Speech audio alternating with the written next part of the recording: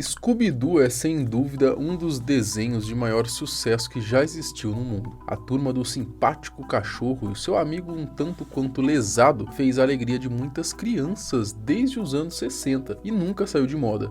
O sucesso foi tão grande que no começo dos anos 2000 resolveram fazer um live action do Scooby-Doo e seus amigos.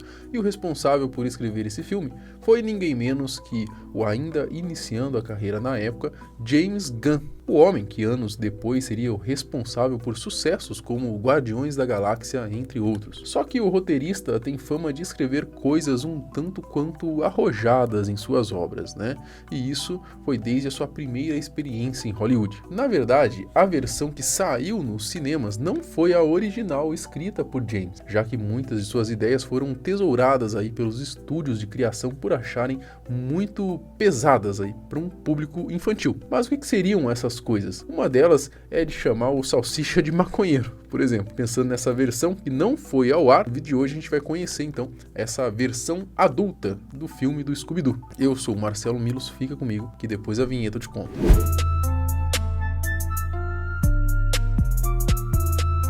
Scooby-Doo ele foi criado por Joey Ruby e Ken Spears. Inicialmente a série foi produzida pelo tradicional estúdio de desenho, Hanna-Barbera. Foi assim até 2001, quando a Warner Bros. Comprou o estúdio e passou a ter os direitos sobre o desenho. Com 32 temporadas e mais de 550 episódios, a obra do Dog Alemão é o segundo desenho americano com o maior número de temporadas de todos os tempos, perdendo apenas para os Simpsons. Com todo esse sucesso, era questão de tempo até que Hollywood crescesse os olhos e lançasse um filme, então, live action da atração.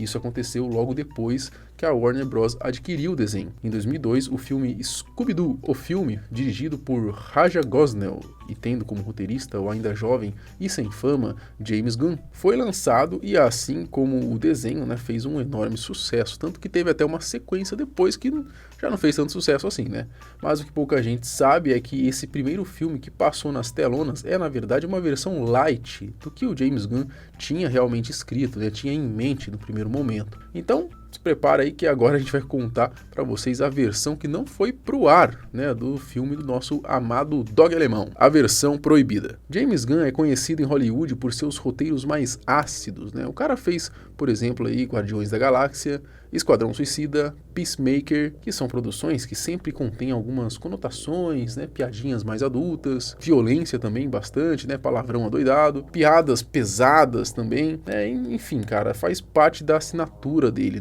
das obras dele. E lá no início da carreira também era assim, quando ele foi escrever o Scooby-Doo, ele já carregava essa característica. A sua ideia era de que o filme aí do Dog Alemão pegasse um público um pouco mais velho, porque a animação era voltada para o público infantil mesmo. Então ele queria atingir uma galera ali mais adolescente até mais adulta. Então o seu roteiro tinha coisas ainda mais para a época bem inimagináveis, se tratando de um filme que foi baseado num desenho infantil. Algumas coisas um pouco mais leves e sutis até que passaram e fizeram parte da versão que foi aí pro público. Como por exemplo, tem uma cena onde o representante do parque de diversões que está sendo assombrado por criaturas assustadoras encontra o Scooby-Doo e o Salsicha e a dupla está na beira da praia dentro da máquina de mistério, que é a vanzinha deles lá, e tá saindo uma fumaceira de dentro da van enquanto o Salsicha está tossindo. Tudo isso ao sugestivo som de Pass the Dutch, do musical Youth, que na conotação da música significa algo como passe a erva. Não preciso nem explicar qual que era a ideia de Gunn,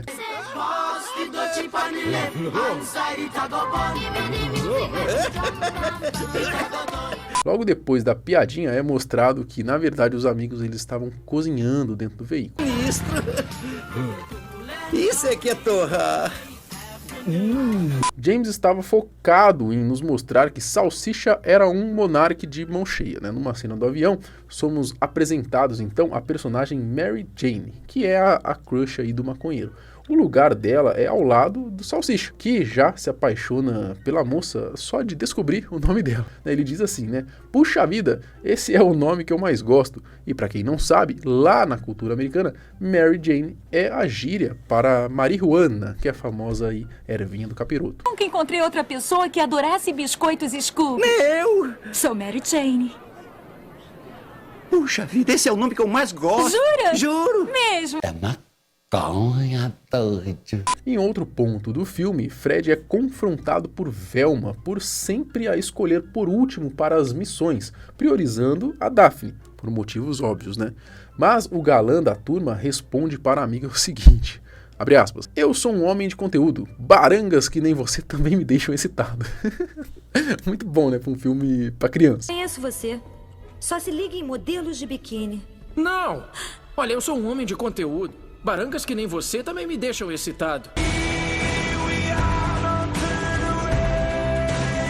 Bom, existem algumas outras coisas também desse tipo no filme, mas nada se compara com o que a produção acabou cortando do longa. Primeiro de tudo, né, era de que a ideia central da história seria de que os monstros roubariam as almas das pessoas e seriam chamados de demônios, além de terem uma aparência muito mais sombria. Isso é claro que não agradou os executivos da produtora, então já começaram cortando por aí. Outra coisa é que teriam muito mais referências com relação ao Salsicha e o seu amor ao cigarrinho do Monark. James usou e abusou das piadas sobre o assunto, mas só ficaram algumas, como mostrei para vocês. Nos roteiros vazados, mídia fora do filme, foram revelados também que no original haveria diálogos inusitados de Daphne com Fred, onde a personagem discutia o fato, por exemplo, do lenço que o Fred usa deixá-lo mais gay. Piada bastante recorrente sobre a saga, além de ter afirmado que já havia fingido ter orgasmos com o líder da turma. A putaria saiu do controle. A atriz Sarah Michelle Gellar, ela que fez a Daphne, ela confirmou tudo isso num programa que ela participou. We were having a fight, Daphne and Fred, and then I yell at him, and that ascot makes you look gay, and I slam the door, and they cut that too. Mas a principal cena que escandalizou os executivos na época foi algo que, se fosse hoje, passaria numa boa, né? Eu acho até que meio que eles teriam que fazer isso mesmo, né? Meio que pagar um pedágio aí e fazer isso que eles cortaram, que era um suposto romance aí entre a Velma e a Daphne, né? Além de criar toda uma tensão, né? Uma tensão sexual mesmo entre as duas, né? Figuras femininas da Mistério S.A. Eles chegaram a gravar até mesmo um beijo entre as duas. I don't know about a relationship on the side, but there was a steamy, I mean, I said it was steamy, but they probably didn't think it was, hence it was cut. There was a steamy, kiss? Yeah. Really? Got cut. There was an actual kiss? There was an actual kiss between Daphne and Velma got cut. E não só isso, também o James Gunn pretendia abordar o fato da Velma ser gay no filme. Ele deixaria bem explícito isso, né? Tanto que, entre as cenas que ficaram de fora, uma delas mostra a Velma dançando em cima de um piano, enquanto ela canta ali, né, o hit Can't Take My Eyes Off You, de Frank Valli. E aí, nesse momento, né, com uma pegada um pouco mais sensual, mais intensa, ela acaba ali trocando olhares, né, sensualizando, direcionando seu olhar para a sua companheira de turma. And I thank God I'm alive. You're just too good to be true. Can't take my eyes off of you.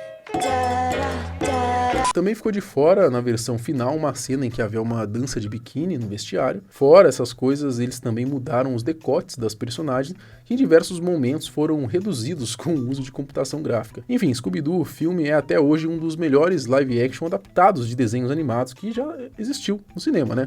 Então a gente pode dizer que, no final das contas, os executivos estavam certos em seus cortes. Bom, eu pelo menos tenho uma boa memória afetiva quando assisti o filme, né? Talvez fosse o eu mais imaturo assistindo, né, e o filme não fosse tão bom assim quanto... Eu tenho até medo de assistir de novo e achar uma porcaria, cara. Eu prefiro deixar na minha lembrança mesmo de que o filme era bom. Mas me conta aqui, você assistiu esse filme, você gostou, achou uma porcaria? Comenta aqui, eu quero saber a sua opinião. E você já sabia dessas cenas, dessas que foram cortadas do filme, né, que o filme era pra ter essa pegada um pouco mais adulta? Escreve aqui embaixo, quero saber a sua opinião. Até o próximo vídeo, tchau!